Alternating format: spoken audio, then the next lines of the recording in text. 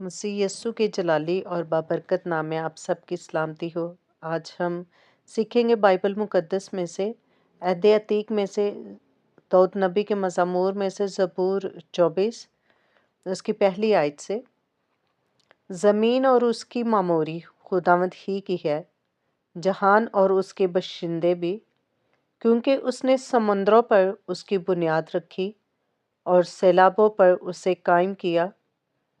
खुदावंद के पहाड़ पर कौन चढ़ेगा और उसके मुकद्दस मकाम पर कौन खड़ा होगा?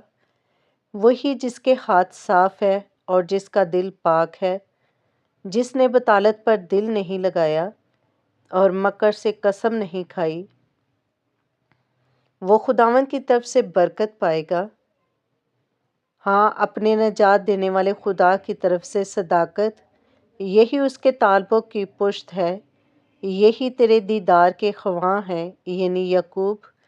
ऐ फाटको अपने सर बुलंद करो, ऐ अब्दी दरवाज़ों ऊंचे हो जाओ, और जलाल का बादशाह दाखिल होगा। ये जलाल का बादशाह कौन है?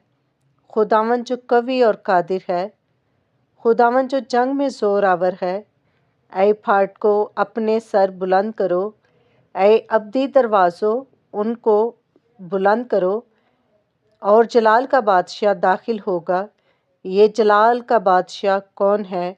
लश्करों का खुदावंद, वही जलाल का बादशाह है। आमीन।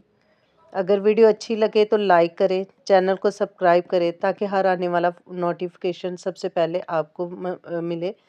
Stay tune with us. God bless you.